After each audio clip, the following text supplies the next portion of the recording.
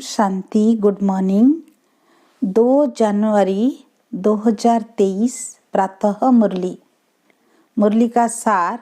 मीठे बच्चे, तुम राज ऋषि हो। तुम्हें बेहद का बाप सारी पुरानी दुनिया का संन्यास सिखलाते हैं, जिससे तुम राजाई पद पा सको।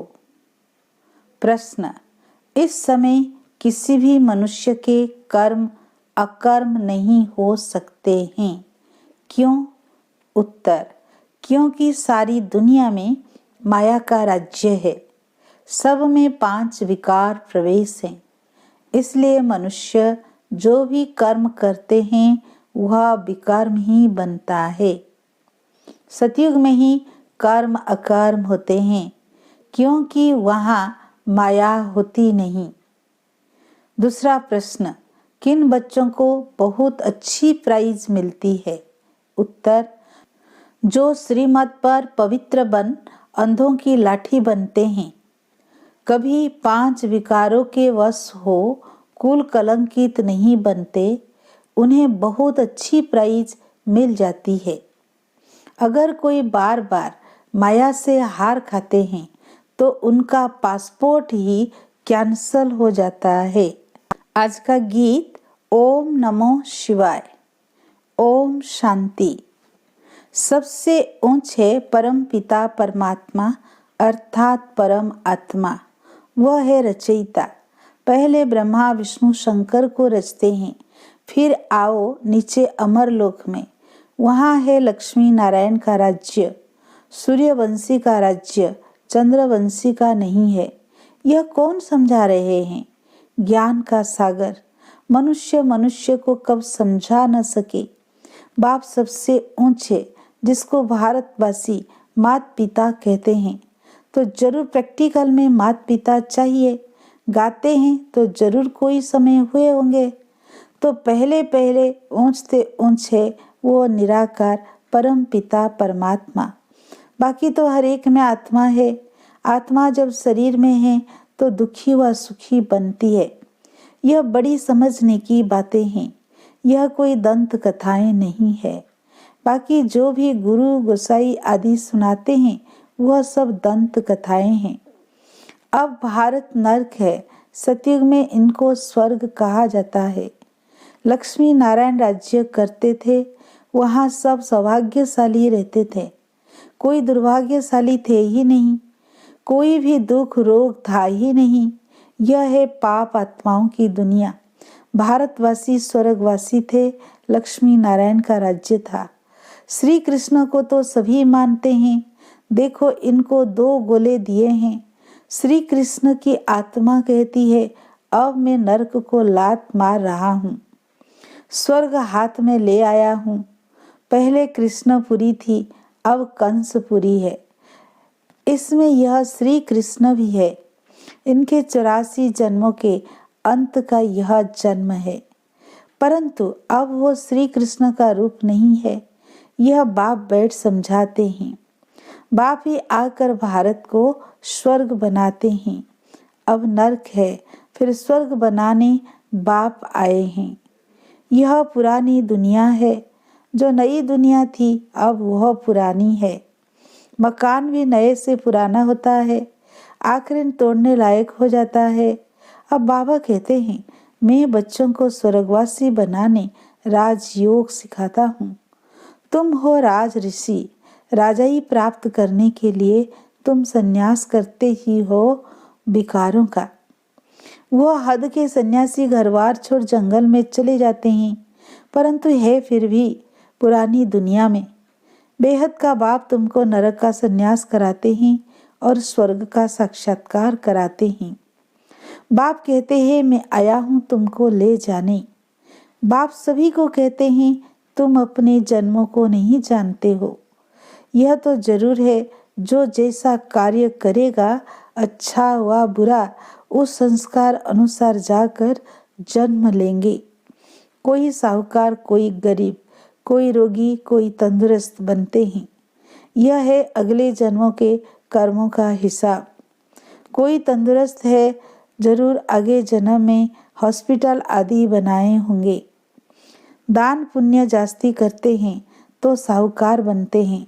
नरक में मनुष्य जो भी कर्म करते हैं वह विकर्म ही बनेंगे, क्योंकि सब में 5 विकार है।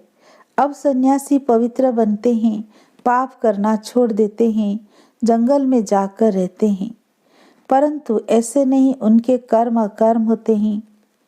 बाप समझाते हैं इस समय है ही माया का राज्य, इसलिए मनुष्य जो भी कर्म करेंगे वो पाप ही होंगे। सतयुग त्रेता में माया होती नहीं, इसलिए कभी भी कर्म नहीं बनते, न दुख होगा। इस समय एक तो है रावण की जंजीरें, फिर भक्ति मार्ग की जंजीरें। जन्म जन्मांतर धक्के खाते आए हैं।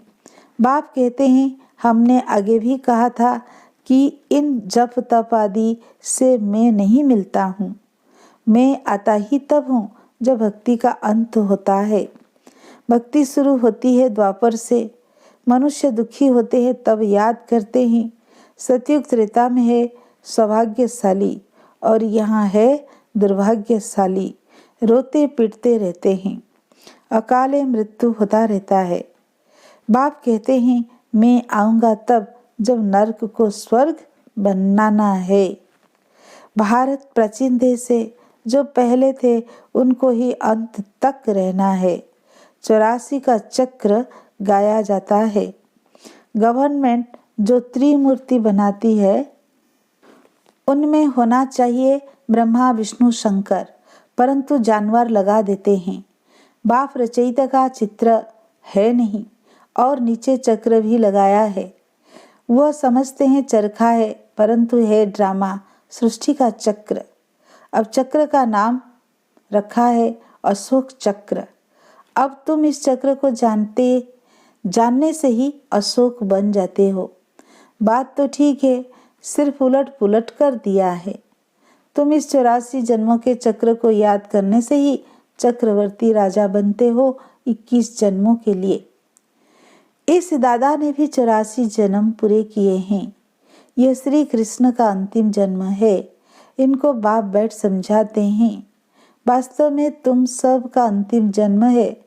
जो भारतवासी देवी देवता धर्म के थे उन्होंने ही पूरे 84 जन्म भोगे हैं। अभी तो सबका चक्र पूरा होता है। अब यह तुम्हारा तन छी छी हो गया है। ये दुनिया ही छी छी है, इसलिए तुमको इस दुनिया से संन्यास कराते हैं। इस कब्रिस्तान में तुम्हें दिल नहीं लगानी है। अब बाप और वर्षे को याद करो। तुम आत्मा विनाशी हो, यह शरीर विनाशी है। अब मुझे याद करो तो अंतमति सो गति हो जाएगी। गायन भी है अंतकाल जो स्त्री सिमरे। अब बाबा कहते अंतकाल जो शिव बाबा सिमरे वह नारायण पद प्राप्त कर सकता है। नारायण पद मिलता ही है सतयुग में। बाप के सिवा ये पद कोई दिला न सके। यह पाठशाला है ही मनुष्य से देवता बनने की। पढ़ाने वाला है बाप, जिसकी महिमा सुनी। ओम नमो शिवाय। तुम जानते हो हम उनके बच्चे बन गए हैं। अब बाप से वर्षा ले रहे हैं। अब तुम मनुष्य मत पर नहीं चलते। मनुष्य मत पर चलने से तो सब नरकवासी बन गए हैं। शास्त्र भी मनुष्यों के ही गाए हुए हैं अथवा बनाए हुए हैं। सारा भारत इस समय धर्म भ्रष्ट कर्म भ्रष्ट बन पड़ा है। देवताएं तो पवित्र थे। अब बाबा कहते हैं अगर सौभाग्यशाली बनने चाहते हो तो पवित्र बनो, प्रतिज्ञा करो। बाबा हम पवित्र बन आपसे पूरा वर्षा जरूर लेंगे। यह तो पुरानी दुनिया खत्म होने वाली है। लड़ाई झगड़ा क्या क्या लगा पड़ा है। क्रोध कितना है, बम्स कितने बड़े बड़े बनाए हैं, कितने क्रोधी लोभी है। वहाँ श्री कृष्ण कैसे गर्व महल से निकलते हैं, सो तो बच्चों ने साक्षात्कार किया है। यहाँ है गर्व जेल। बाहर निकलने से माया पाप कराने लग पड़ती है। वहाँ तो गर्भ महल से बच्चा निकलता है। रोशनी हो जाती है, बड़े आराम से रहते हैं। गर्भ से निकला और दासियां उठा लेते हैं। बाजे बजने लग पड़ते। यहाँ वहाँ में कितना फर्क है। अब तुम बच्चों को 3 धाम समझाए हैं। शांति धाम से ये आत्माएं आती है। आत्मा तो स्टार के मिसल है जो प्रकृति के बीच में रहती है। आत्मा में 84 जन्मों का विनाशी रिकॉर्ड भरा हुआ है। न ड्रामा कभी विनाश होता, न एक्ट बदली हो सकती। यह भी वंडर है। कितनी छोटी आत्मा में 84 जन्मों का पाठ बिल्कुल एक्यूरेट भरा हुआ है। यह कभी पुराना नहीं होता, नित्य नया है। हूबहू आत्मा फिर से अपना वही पाठ शुरू करती है। अब तुम बच्चे आत्मा सो परमात्मा नहीं कह सकते। हम सो का अर्थ बाप ही यथार्थ रीति समझाते हैं। वे तो उल्टा अर्थ बना देते हैं। या तो कहते अहम ब्रह्मस्मि, हम परमात्मा है, माया को रचने वाले। अब वास्तव में माया को रचा नहीं जाता। माया है 5 विकार। वह बाप माया को नहीं रचते। बाप तो नई सृष्टि रचते हैं। मैं सृष्टि रचता हूँ, यह और कोई नहीं कह सकते। बेहद का बाप एक ही है। ओम का अर्थ भी बच्चों को समझाया गया है। आत्मा है ही शांत स्वरूप, शांति धाम में रहती है। परंतु बाप है ज्ञान का सागर, आनंद का सागर। आत्मा की यह महिमा नहीं गाएंगे। हाँ, आत्मा में नॉलेज आती है। बाप कहते हैं मैं एक ही बार आता हूँ, मुझे वर्षा भी जरूर देना पड़े। मेरे वर्षे से भारत एकदम स्वर्ग बन जाता है। वहाँ पवित्रता, सुख, शांति सब कुछ था।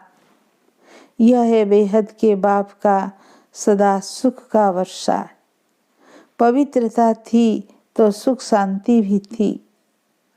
अभी अपवित्रता है तो दुख अशांति है। बाप बैठ समझाते हैं तुम आत्मा पहले पहले मूल वतन में थी, फिर देवी देवता धर्म में आई, फिर क्षत्रिय धर्म में आई, 8 जन्म सतो प्रधान में, फिर 12 जन्म सतो में, फिर 21 जन्म द्वापर में, फिर 42 जन्म कलयुग में। यहाँ शूद्र बन पड़े। अब फिर ब्राह्मण वर्ण में आना है, फिर देवता वर्ण में जाएंगे। अब तुम ईश्वरीय गोद में हो। बाबा कितना अच्छी रीति समझाते हैं। 84 जन्म को जानने से फिर उसमें सब कुछ आ जाता है। सारे चक्र का ज्ञान बुद्धि में है। यह भी तुम जानते हो सतयुग में है एक धर्म, वर्ल्ड अलमाइटी अथॉरिटी राज्य। अब तुम लक्ष्मी नारायण पद पा रहे हो। सतयुग है पावन दुनिया, वहाँ बहुत थोड़े होते हैं। बाकी सब आत्माएं मुक्ति धाम में रहती है। सबका सद्गति दाता एक ही बाप है। उनको कोई जानता ही नहीं और ही कह देते हैं कि परमात्मा सर्वव्यापी है। बाबा कहते हैं तुमको किसने कहा? कहते गीता में लिखा हुआ है। गीता किसने बनाई? भगवान उवाच मैं तो इस साधारण ब्रह्मातन का आधार लेता हूँ। लड़ाई के मैदान में एक अर्जुन को कैसे बैठ ज्ञान सुनाएंगे? तुमको कोई लड़ाई व जुआ आदि थोड़ी ही सिखाई जाती है। भगवान तो है ही मनुष्य से देवता बनाने वाला। वो कैसे कहेंगे कि जुआ खेलो, लड़ाई करो? फिर कहते द्रौपदी को 5 पति थे। यह कैसे हो सकता? कल पहले बाबा ने स्वर्ग बनाया था, अब फिर से बना रहे हैं। श्री कृष्ण के 84 जन्म पूरे हुए। यथा राजा रानी तथा प्रजा सबके 84 जन्म पूरे हुए। अब तुम शूद्र से बदल ब्राह्मण बने हो। जो ब्राह्मण धर्म में आएंगे वही मम्मा बाबा कहेंगे।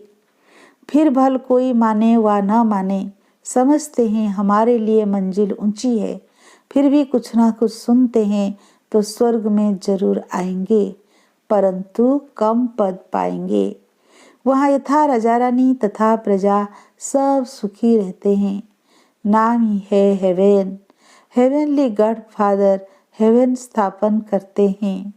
यह है हेल। सब सीताओं को रावण ने जेल में बांध कर रखा है। सभी शोक में बैठ भगवान को याद कर रहे हैं कि इस रावण से छुड़ाओ। सतयुग है अशोक वाटिका। जब तक सूर्यवंशी राजधानी तुम्हारी स्थापन नहीं हुई है, तब तक विनाश नहीं हो सकता। राजधानी स्थापन हो, बच्चों की कर्मातीत अवस्था हो, तब फाइनल लड़ाई लगेगी। तब तक रिहर्सल होती रहती है। इस लड़ाई के बाद स्वर्ग के गेट खुलने वाले हैं। तुम बच्चों को स्वर्ग में चलने लायक बनना है। बाबा पासपोर्ट निकालते हैं। जितना जितना पवित्र बनेंगे, अंधों की लाठी बनेंगे, तो प्राइज भी अच्छी मिलेगी। बाबा से प्रतिज्ञा करनी है, मीठे बाबा हम आपकी याद में जरूर रहेंगे। मुख्य बात है पवित्रता की। 5 विकारों का दान जरूर देना पड़े। कोई हार खाकर खड़े भी हो जाते हैं। अगर 2-4 बारी माया का गुस्सा खाकर फिर गिरा तो नापास हो जाएगा। पासपोर्ट कैंसिल हो जाता है। बाबा कहते बच्चे कुल कलंकित मत बनो। तुम विकारों को छोड़ो। मैं तुमको स्वर्ग का मालिक अवश्य ही बनाऊंगा। अच्छा, मीठे मीठे सिकीलधे बच्चों प्रति माता पिता बाप दादा का याद प्यार और गुड मॉर्निंग। रूहानी बाप की रूहानी बच्चों को नमस्ते। हम रूहानी बच्चों की रूहानी बाप दादा को याद प्यार गुड मॉर्निंग, नमस्ते नमस्ते, शुक्रिया प्यारे बाबा, शुक्रिया शुक्रिया। धारणा के लिए मुख्य सार। पहला पॉइंट, सौभाग्यशाली बनने के लिए बाप से पवित्रता की प्रतिज्ञा करनी है। इस छी पति दुनिया से दिल नहीं लगानी है। सेकेंड पॉइंट, माया का गुस्सा कभी नहीं खाना है। कुल कलंकित नहीं बनना है। लायक बन स्वर्ग का पासपोर्ट बाप से लेना है। आज का वरदान, मन को बिजी रखने की कला द्वारा व्यर्थ से मुक्त रहने वाले सदा समर्थ स्वरूप भव। जैसे आजकल की दुनिया में बड़ी पोजीशन वाले अपने कार्य की दिनचर्या को समय प्रमाण सेट करते हैं, ऐसे आप जो विश्व के नव निर्माण के आधार मूर्त हो, बेहद ड्रामा के अंदर हीरो एक्टर हो, हीरे तुल्य जीवन वाले हो, आप भी अपने मन और बुद्धि को समर्थ स्थिति में स्थित करने का प्रोग्राम सेट करो। मन को बिजी रखने की कला संपूर्ण रीति से यूज करो तो व्यर्थ से मुक्त हो जाएंगे, कभी अपसेट नहीं होंगे। आज का स्लोगन, ड्रामा के हर दृश्य को देख हर्षित रहो तो कभी अच्छे बुरे की आकर्षण में नहीं आएंगे। अच्छा, ओम शांति।